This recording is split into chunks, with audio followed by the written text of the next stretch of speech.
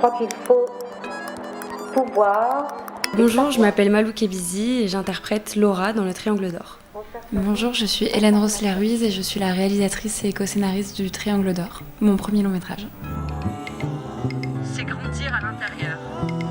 Dans un hôtel particulier parisien, une femme vit séquestrée par un riche prince saoudien qui la retient captive pour son seul plaisir. Un jour, une autre jeune femme entre à son service pour gagner sa vie. Voilà, c'est le point de départ du film Le Triangle d'Or, présenté à Cannes en séance spéciale. Ce premier long métrage d'Hélène Rossler-Ruiz est sorti en salle le 29 juillet. Aujourd'hui, à notre micro, nous recevons Hélène, accompagnée de Malou Kebizi, son actrice principale, qui brillait déjà dans le film Diamant Brut, que nous avions adoré. Malou incarne Laura, la nouvelle employée. Face à elle, Souria, la femme captive, tente malgré tout de garder le contrôle. Et entre les deux femmes, que tout oppose, se noue pourtant un lien de sororité fragile. Ce sujet n'a rien d'inventé car Hélène l'a vécu. Pendant ses études, elle a travaillé comme femme de ménage pour la maîtresse d'un prince saoudien avenue Foch, à Paris. Et c'est ce qu'elle a observé là-bas qui a nourri tout son film. Dans les locaux de Ad Vitam, distributeur du film, nous avons rencontré Hélène et Malou. Et nous avons discuté cinéma, bien sûr, audace, évidemment, et histoire de vie. On recherche une personne qui pourrait gérer le quotidien d'une cliente assez exigeante. On a besoin d'une disponibilité totale, 7 jours sur 7, 24 heures sur 24. Tu peux commencer quand ? Quand vous voulez. Ici, t'as des caméras de surveillance, fais gaffe, il y en a un petit peu partout. Madame, elle ne sort pas. Elle me dit ce qu'elle a fait, qui elle appelle, si quelqu'un vient, ce qu'elle achète, tout. Quand je pense, moi, au point de départ et à l'emploi que j'ai eu pour cette femme qui a ensuite amené à l'idée de ce film dans un second temps, une situation qui m'a marquée ou dont je me rappelle particulièrement, c'est à l'époque, j'étais dans une détresse financière, j'avais 2 emplois, j'arrivais pas à m'en sortir. Et à côté de ça, j'essayais difficilement d'être comédienne et je me rappellerai, je pense, longtemps d'un moment où en fait elle s'ennuyait dans la cuisine. Elle m'avait demandé de laver puis de sécher le sol. Je ne comprenais pas comment je devais le sécher, par quelle méthode. Et en fait, elle m'a dit « Mais qu'est-ce que tu fais à côté en anglais ?» Et je lui dis « J'essaye d'être comédienne. » Et elle m'avait demandé à regarder ma bande démo. Et en fait, elle l'avait lancée et elle souriait. Je m'étais sentie extrêmement flattée et je m'en voulais de me sentir flattée. J'avais honte en même temps. Et d'un coup, elle l'a arrêtée et elle a dit « Ok, stop, va-t'en ». Et ce rapport, à la fois dans la manière dont son intérêt m'a valorisée, ça m'a renvoyé vraiment à un endroit de violence et de mépris de classe très fort. Et en même temps, il y a quelque chose dans la possibilité d'un lien ou d'un échange auquel j'avais accepté de croire, qui m'a marquée en fait. Je me suis dit peut-être dans une autre vie on aurait pu avoir une discussion. Et ça, c'est ces 2 endroits-là en fait, un rapport de femmes, de 2 femmes qui vivent une condition de femme avec son lot d'inégalités, d'injustices, de rapports de domination et un rapport de classe d'un autre côté. Et voilà, c'est ce type de moments qui m'ont marquée plus que d'autres.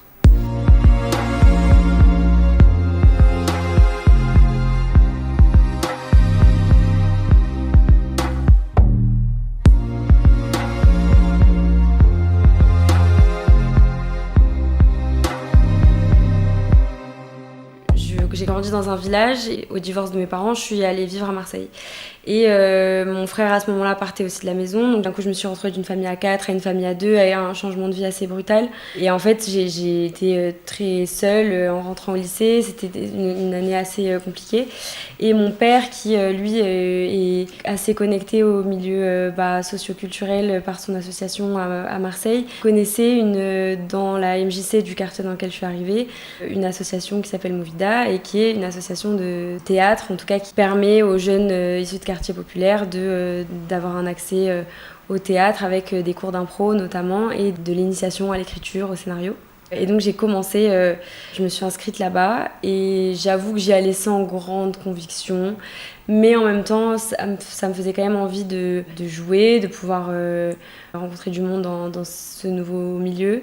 Et ça a été très très vite un beau moment de découverte et ça a réveillé quelque chose en moi d'un coup d'amusement, de très ludique, où c'était un cours dans lequel on riait énormément.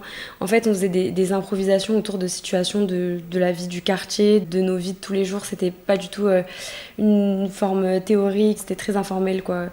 Et c'était avec nos mots, il n'y avait aucun moment où le prof nous demandait de nous exprimer de telle ou telle manière ou de faire attention à notre langage. À la limite, tu pouvais nous dire de faire attention à notre diction, mais ça n'a jamais été une question de... Enfin, on m'a jamais repris sur qui j'étais, quoi. C'était très intéressant et j'ai rencontré plein de gens qui sont encore mes amis aujourd'hui et avec qui on partage des moments très forts parce que je pense surtout dans des milieux défavorisés. C'est un cours qui était gratuit, donc on avait une grande diversité de personnes qui avaient accès à ce cours-là. Et du coup, je crois que ça, d'un coup, d'avoir un espace où chacun échappe à sa réalité et c'est un endroit qui permet d'être quelqu'un d'autre et de repartir à zéro. Je crois que c'est un endroit qui nous a tous fait beaucoup de bien et je garde beaucoup de choses et même techniquement en fait de lâcher prise et de dépassement de soi et tout ça qui sont restés très très forts très longtemps et qui resteront toujours, quoi. Quand on est confronté à ça adolescent, je trouve que c'est très enrichissant, quoi. Voilà.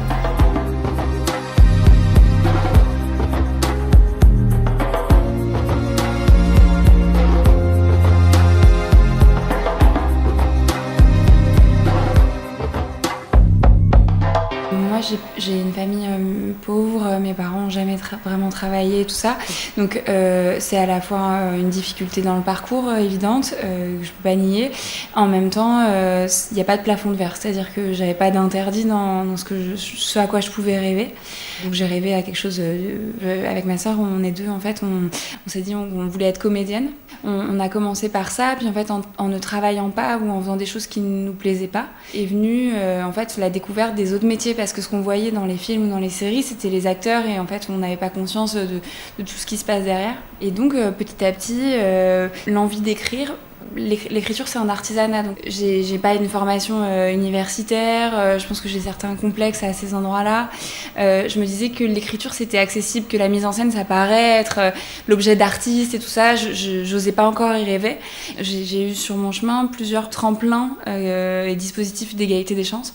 Le premier d'entre eux, avant l'égalité des chances à la Fémis, ça a été les talents en cours au Comedy Club, qui est une association qui a été montée par Jamel Debbouze pour aider des jeunes éloignés du cinéma, du monde du cinéma, à rencontrer des producteurs, des différents métiers du cinéma.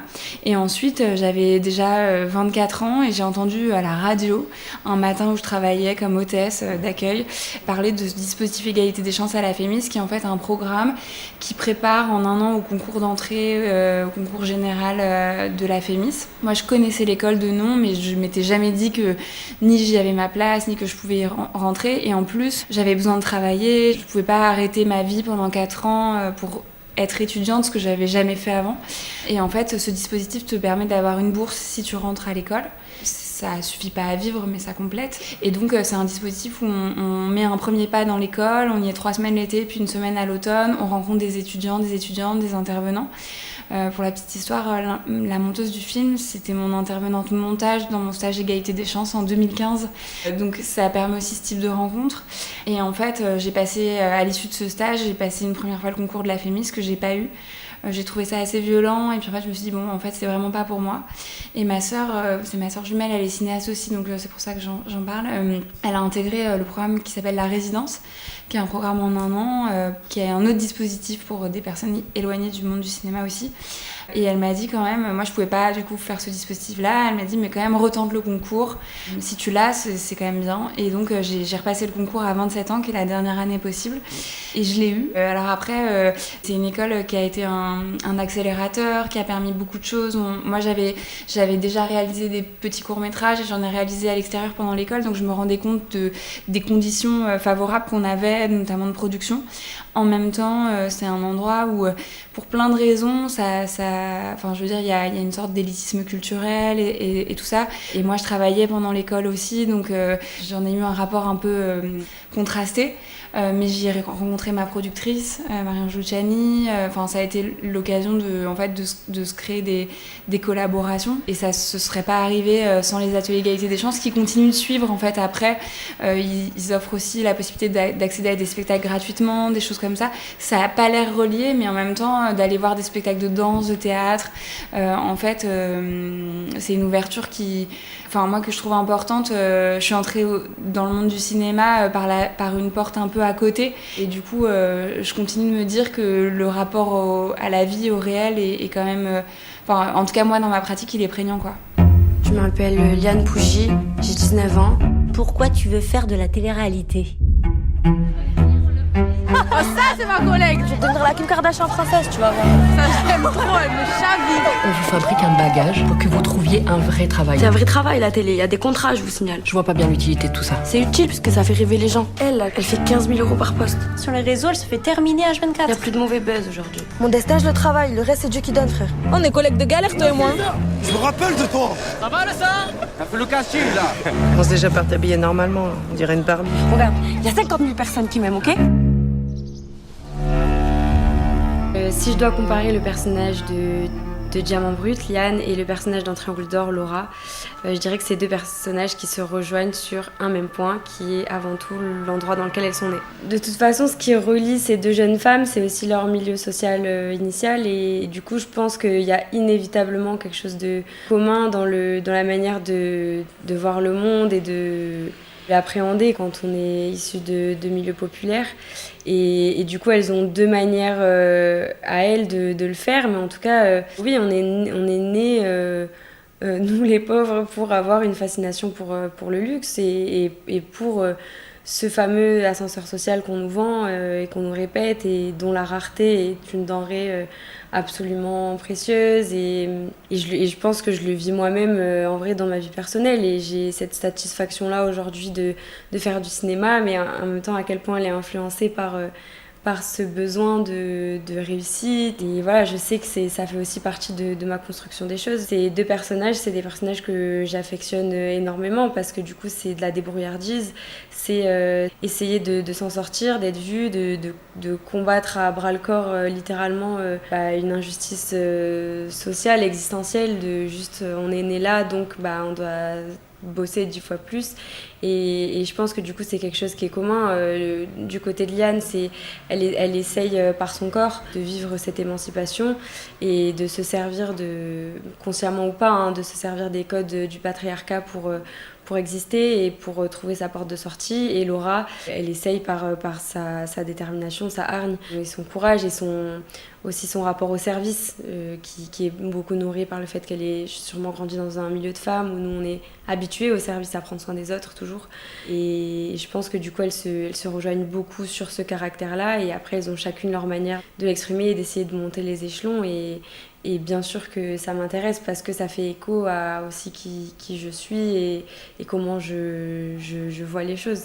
Même si je me rends bien compte, que ce soit dans Triangle d'Or ou dans Diamant Brut, qu'il y a quand même une limite de toxicité aussi à ça, et que peut-être que l'endroit où ces deux jeunes femmes seraient le plus heureuses, certes il y a besoin d'un socle financier, de sécurité, mais peut-être que ça fait pas tout. Et c'est aussi des sujets qui sont explorés dans Triangle d'Or, cette indécence permanente, et ce gaspillage, ces grands espaces pour si peu de personnes. Enfin voilà, il y a quand même quelque chose qui est questionné et questionnable.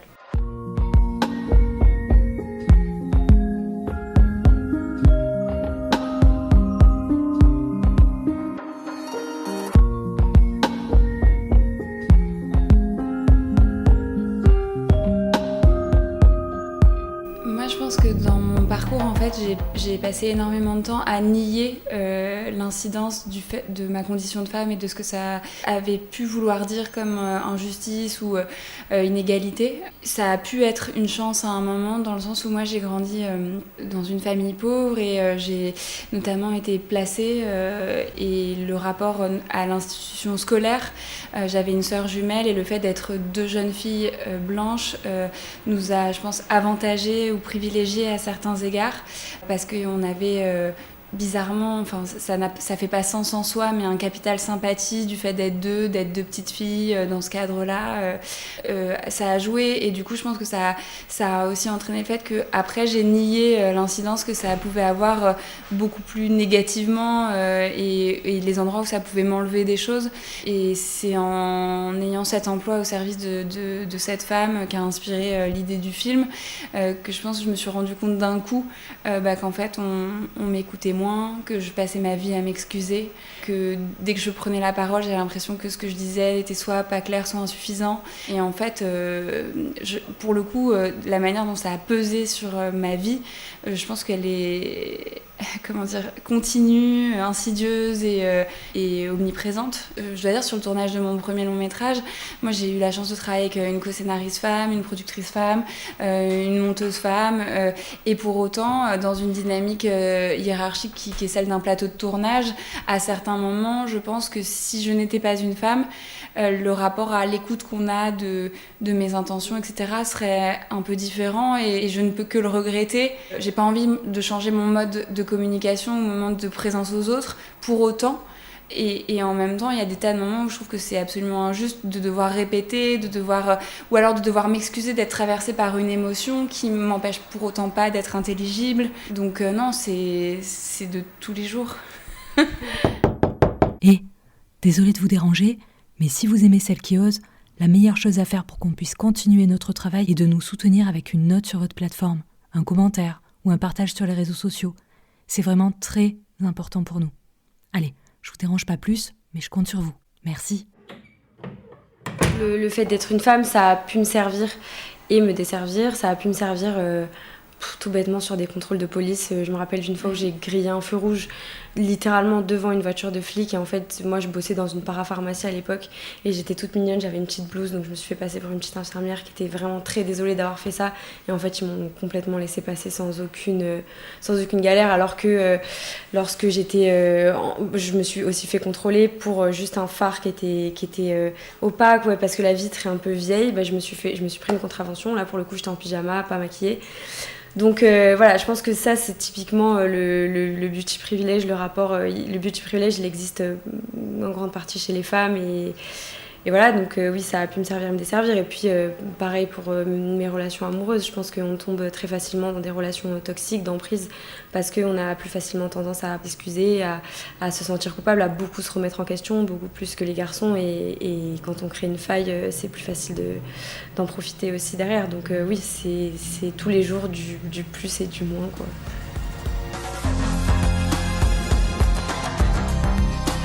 Pour moi, l'audace, c'est d'être là où on ne nous attend pas, de pas se mettre de barrières d'âge ou de genre, et de se laisser guider par ce qu'on aime, malgré les obstacles. Pour moi, l'audace, ce serait de ne pas s'excuser de qui l'on est, de ce que l'on fait, et c'est quelque chose auquel j'aspire. Voilà.